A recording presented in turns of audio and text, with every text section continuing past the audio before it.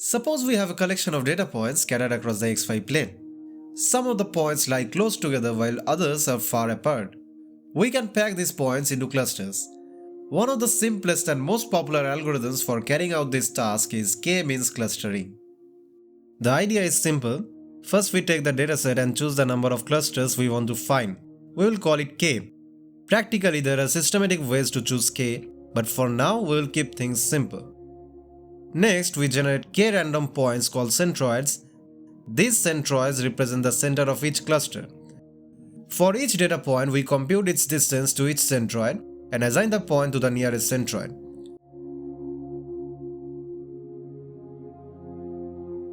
After that, for each cluster, we compute the mean position of all the points assigned to it and move the centroid to the new position.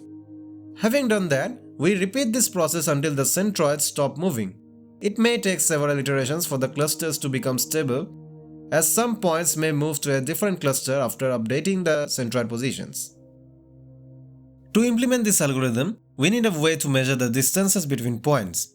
Consider two points, A at -1, and B at 3, 4. We'll join them with a line. This is the distance between their y coordinates and this for the x coordinates. Applying the Pythagorean theorem, the distance turns out to be 5. But there's a more efficient way to compute distances. We'll represent the points A and B by their position vectors v1 and v2. The vector v joins the 2 points. By the law of vector addition, v1 plus v gives us v2. So we get v equals to v2 minus v1. We will represent these vectors in matrix notation.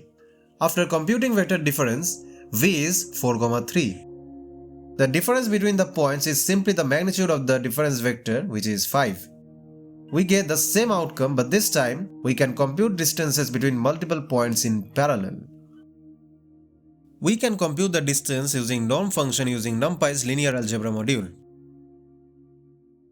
We will use this function to plot the points. And this function calculates the mean position between a set of points. Axis is set to 0 to find the average across the rows of this 2D array. To initialize the centroids, we sample from a normal distribution whose mean and standard deviation match those of the dataset. This ensures that the initial centroids start reasonably close to the data rather than at arbitrary positions on the plane. This function implements the algorithm. These lines initialize the centroids and assigns colors to them. And this here loads the data points and assigns the color blue by default. Now, in this while loop, we loop over each data point and assign it to its nearest centroid. This finds the mean position of each centroid. After each update, we check whether the centroids have changed. If they have changed, the algorithm continues to its next iteration. When the centroids stop moving, this algorithm terminates and we visualize the final clusters. Now let's apply k-means to a football analytics problem. We consider a dataset with two features, shots on target per 90 minutes and goals per shot on target. For this example, we use the FBref dataset from the UEFA Qualifiers for the FIFA World Cup 2026. The link is provided in the description. This scatter plot visualizes the data, where higher values on the y-axis indicate better finishing efficiency and higher values on the x-axis represents teams that generate more shots on target per match. After applying k-means with k equals to 3, we observe 3 distinct clusters corresponding to 3 different attacking profiles.